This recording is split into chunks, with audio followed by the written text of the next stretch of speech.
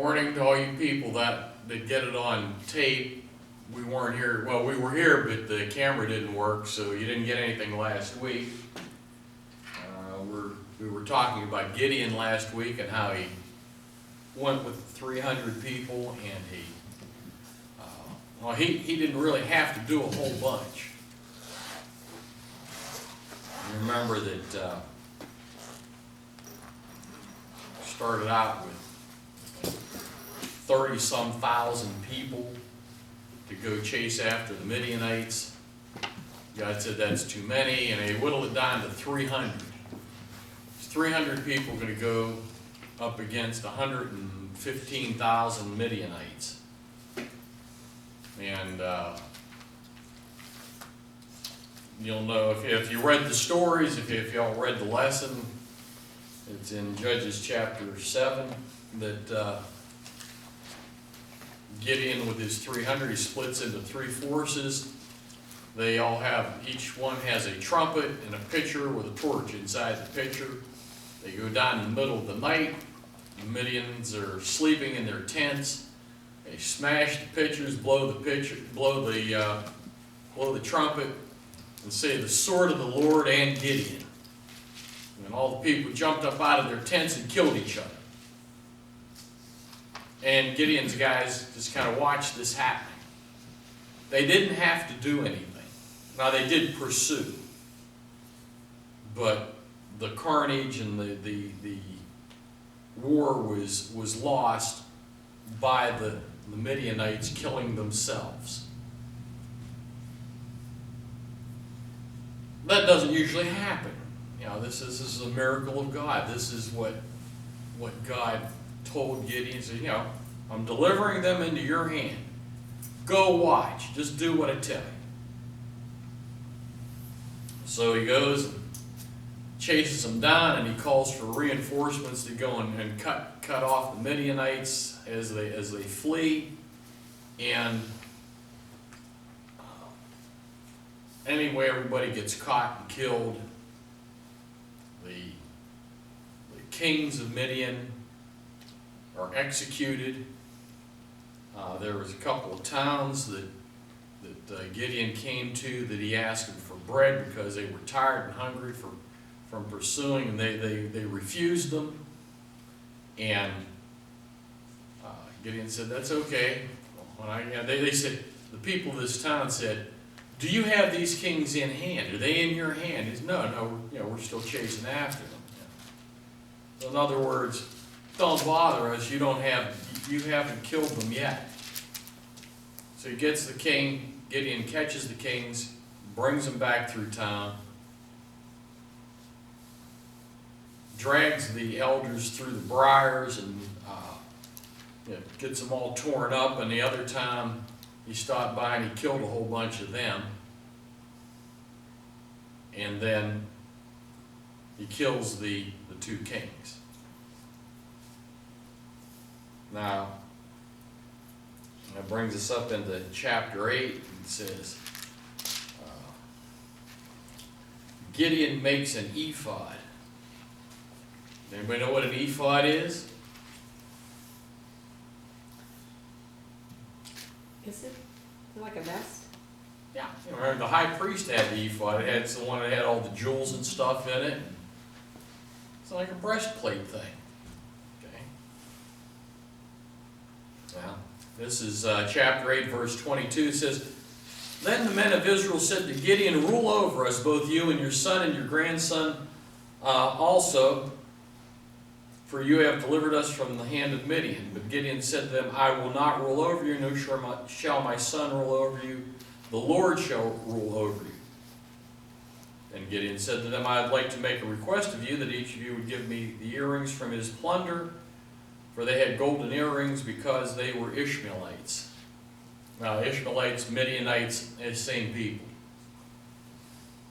Remember we said, where did the Midianites come from? Remember Ishmael?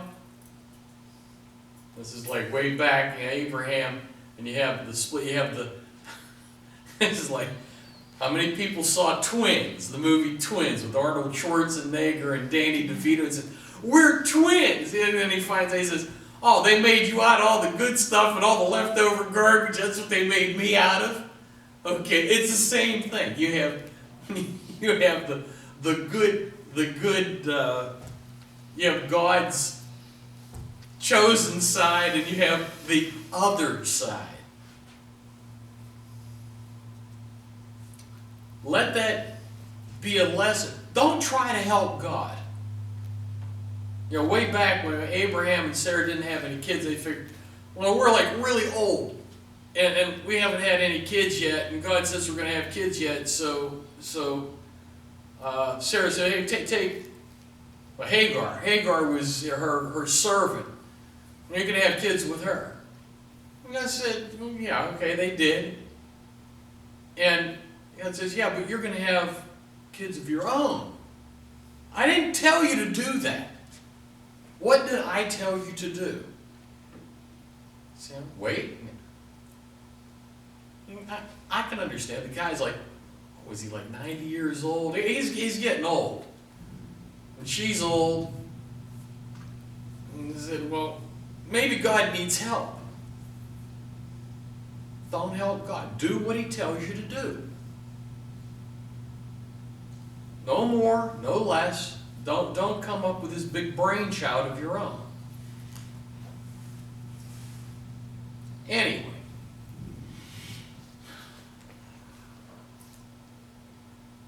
Men of Israel wanted Gideon to be their king. Now, we just read it. What did Gideon say? He says, I'm not going to be your king. My kids aren't going to be your king either. Why? He wanted God to be their king. Okay. That's what it says, right? Do you remember your American history?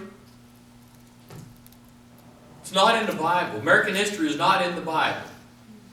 You have to reach way back when you were in, well, they don't even teach it now, but when you guys were in probably 5th or 6th grade, someplace along there, American history about the American Revolution, and George Washington and get in Valley Forge, and he keeps the army together, and George Washington is the general of the army, and finally the Revolutionary War is over, and they're successful, and George Washington wants to go home, and what do they say to George Washington? They want him to be their king. They want him to be their king. Now, you have to understand, he would have probably made an excellent king. What's our country founded on? What's the United States of America founded on? Louder. God, talk to the camera so they can hear you. It's founded on God. It's founded on godly principles.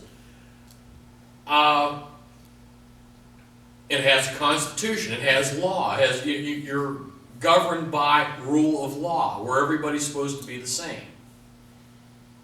And George Washington said, no, you're going to have, as it's prescribed. You're going to elect somebody, your president. You're not going to have a king. You're not going to have that. And there will be a nation under God. And you had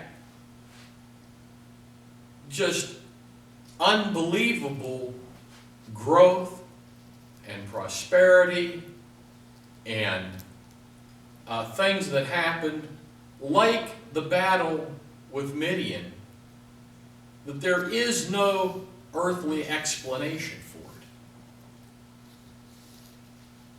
it. And just like the nation of Israel, they started out in a good place, and they had good intentions, and they worshiped God as God.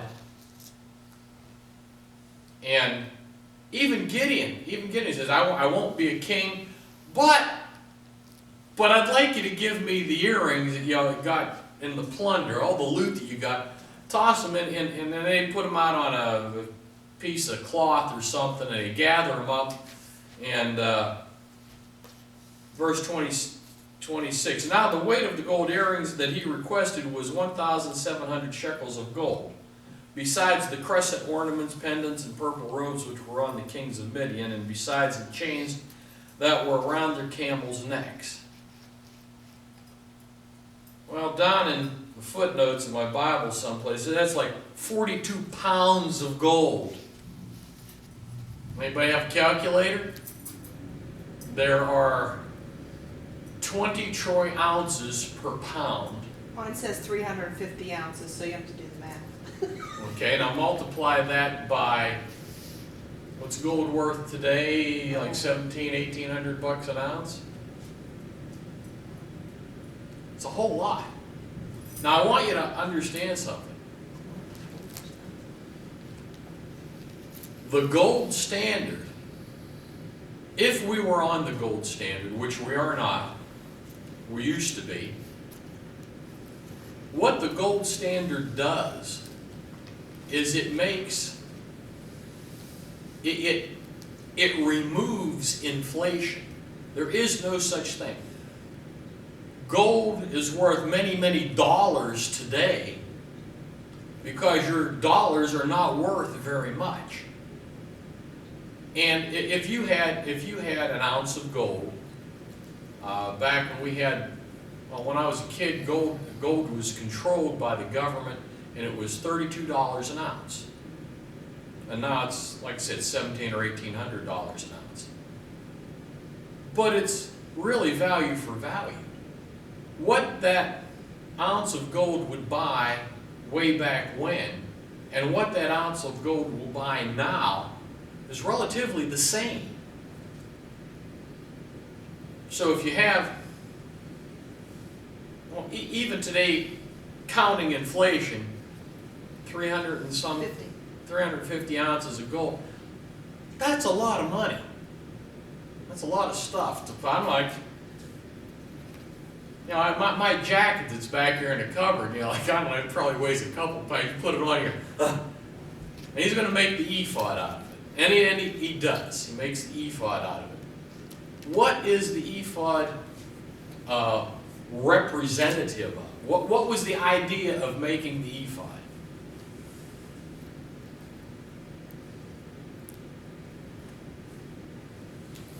To make him look separate than, I don't know.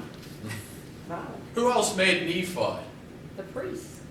Or, Yeah, another, David, King David made an ephod.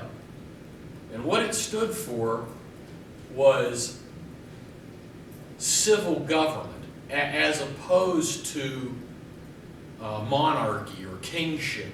Okay? It doesn't say that in there. This is an aside.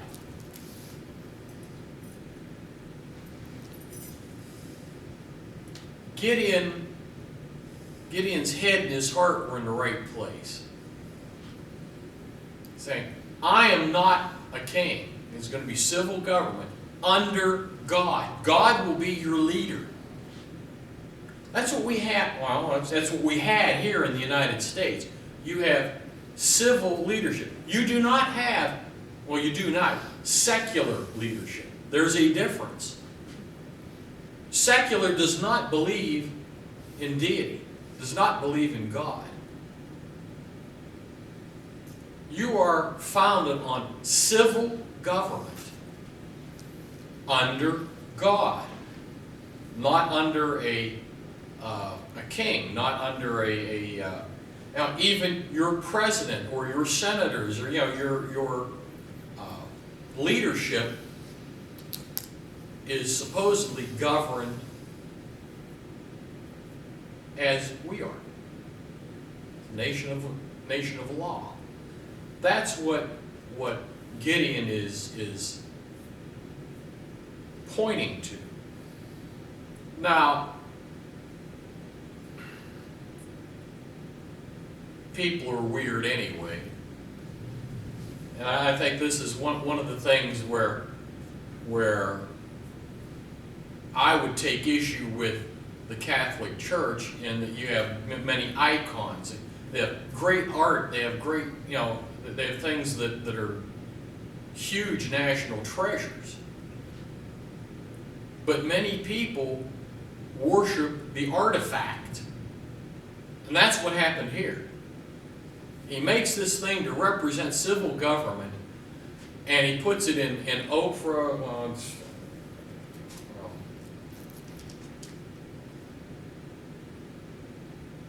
Okay, verse 29. Then Zerubbabel the son of Joash went and dwelt in his own house. Gideon had 70 sons who were his own offspring. He had many wives, and his concubine who was in Shechem also bore him a son whose name was called Abimelech. Now Gideon the son of Joash died at a good old age and was buried in the tomb of Joash's father in Ophrah of the Bezrites. So it was, as soon as Gideon was dead, that the children of Israel again played the harlot with the Baals and made Baal-berith their god. Thus the children of Israel did not remember the Lord their God, who had delivered them from the hands of all their enemies on every side, nor did they show kindness to the house of the Zerubbabel, Gideon, in accordance with the good he had done for Israel.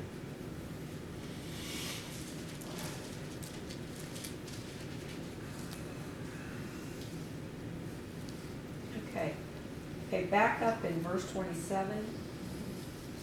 He says, Gideon made it into an ephod and placed it in his city, Ophrah. And all of Israel played the harlot with it there. What does that mean? They worshipped it? This is like an icon. This is a thing. They took something that wasn't bad in and of itself. He made a breastplate, an ephod, and they started to worship it as opposed to what it stood for. What it stood for was civil government that came from God, that God, it was commemorating the victory that they had not won. God delivered it to them.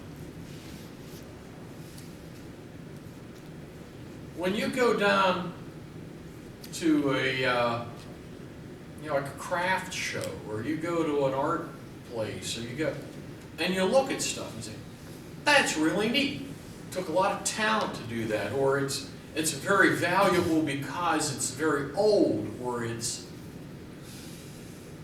that's cool. You know, you look at it. But you look at that and say, oh, I need to bow down to that. This is what happens. This is what happens. People lose sight of what things stand for. They prostitute what things stand for. They spin it in the vernacular, today's jargon. You watch the news about your contenders for the Republican nomination. And this one says whatever he says. And then this person tells you what it was that he said and what it means. First of all, what they say he said isn't what he said. Second of all, it certainly doesn't mean what they say it means. And that's the media, that's the other candidates, that's the stuff that comes out of the White House. It comes from every place. Don't forget where you come from. The people of Israel, now you have to understand that Gideon was around for a long time. They had peace for a long time. They had a long time to forget. Gideon was always there like the electric cattle prod. Bzat, do you remember? Bzat, do you remember? Here I am, I'm telling you. Do you remember? Do you remember? Yeah, I died. Amnesia. I get a kick out of the way it says there. You brought this up too, that it seems like it starts out the same way. As soon as Gideon died, immediately they started worshiping other gods, made this other Balaam their god. Immediately, as soon as he died, it didn't take them long, put it that way. Do you see parallel? I mean, these are great. Like I say, the stories are there for our benefit. This isn't like going down to the library when you're a kid, you sit in the reading circle and the librarian or the teacher reads the stories to you. What do you see of us today in this story from back then? 9/11. 9/11. Yeah, 9/11. Everybody's, oh man, we got to go to church. We got to seek out God. We got to pray. We have to. Oh, we're okay now. And another thing, on 9/11, it's like all the television, everything stopped for like a week maybe, or 5 days or something. You didn't have television programs for 5 days. Everybody was being drawn to their country, and I mean, and then, like after a week, back to normal. And then after a month, it's, shooting each other in the foot. But isn't that the way people are?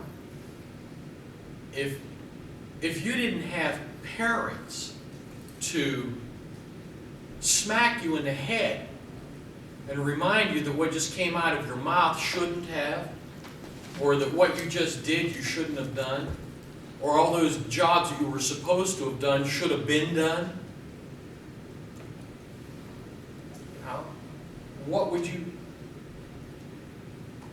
what is our society like because we do not have families, and we do not have values, and we do not have somebody there standing in front of us reminding us?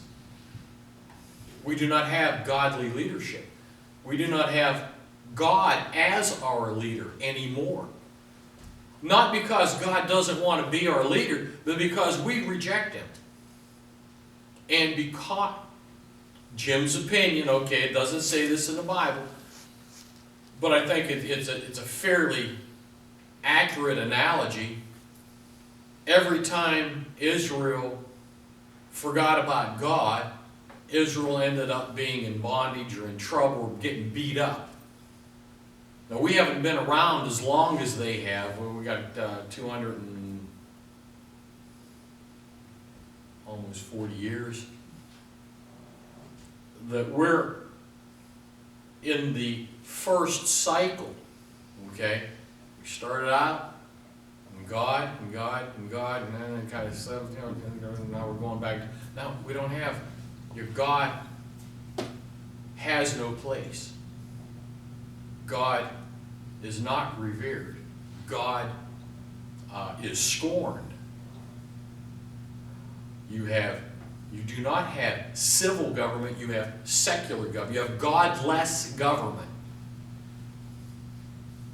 Now, that happens because nobody steps up and says, this is it. It stops, the buck stops here. I forget whose that was. Is that Roosevelt or some president a while back? We don't have anybody like that on the scene right now. I don't know what will unfold. I hope that we get godly leadership. It is certainly not what we deserve. We don't deserve godly leadership. We don't deserve God's intervention. And neither did Israel. Okay, that's the good thing. Just because we're a bunch of idiots, it almost came out, that God still loves us. God loved Israel. God loves Israel. God will take us back if we will have Him back.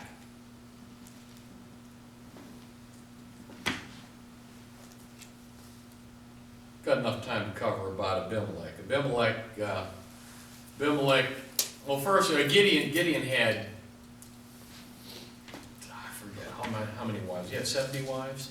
70 sons. 70 sons. He had a whole bunch With of many wives. wives. Mhm. Yeah. And not only did he have wives, he had a concubine who had Abimelech. And Abimelech, he took into his house and he raised him up like his, among the other 70 sons. And when they grew up, the brothers throw him out. He says, you're not really our brother. You're not really our brother.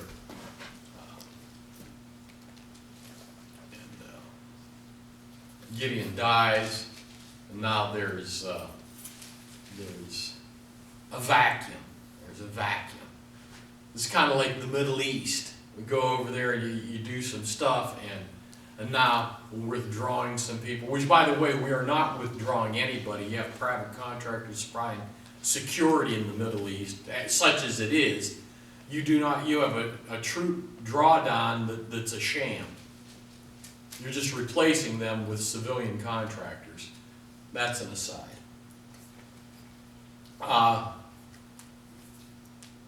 Abimelech, the man who would be king. Abimelech wants to be king. And okay,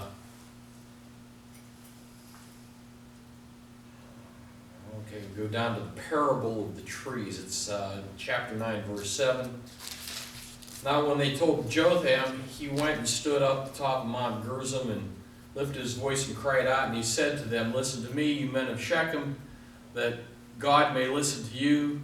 The trees once went forth to anoint a king over them, and they said to the olive tree, reign over us. The tree said, no, should I quit making oil? And then he went to the fig tree, come and reign over us. And the fig tree said, should I cease my sweetness and my good fruit? He said, no.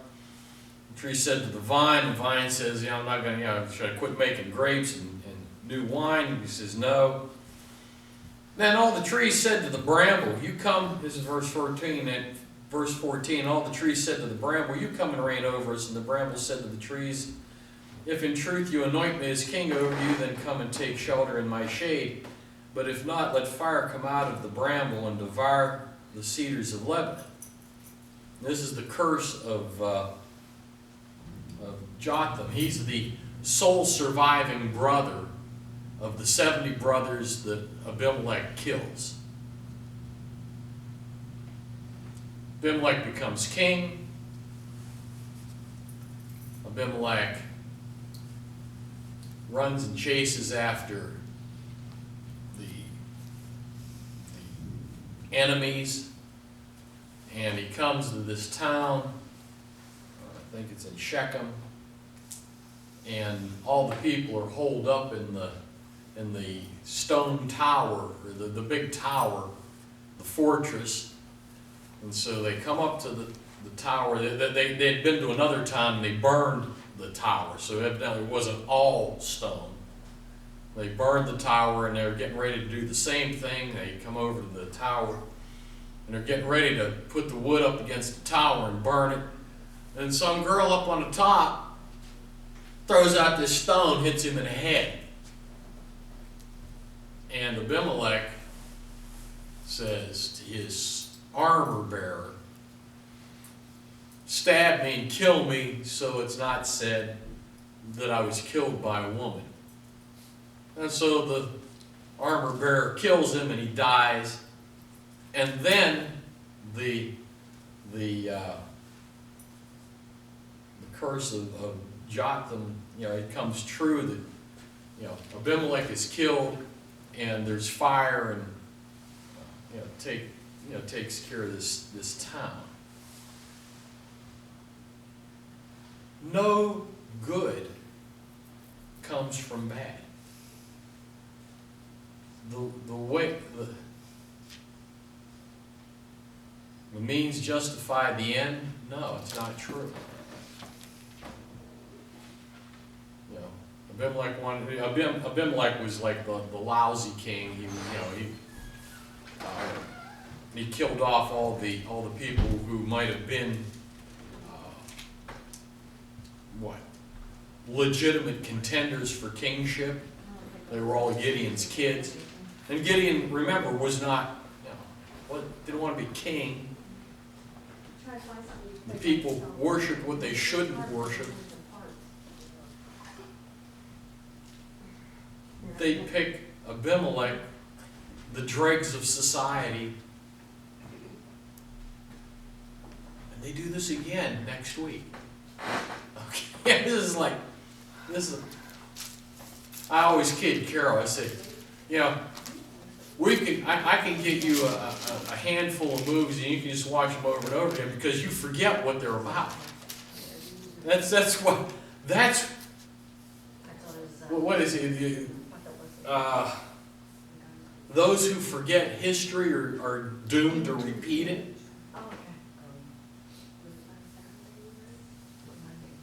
We are like living in a world of Groundhog Day. You relive it and you relive it. And you relive it because you forget. Or you never knew to begin with. Or you refuse. Quit refusing. Stand up. Call sin what it is. And hold people accountable for their actions. Whoever they are. And most of all, hold yourself. Hold me. I need to hold myself accountable for me.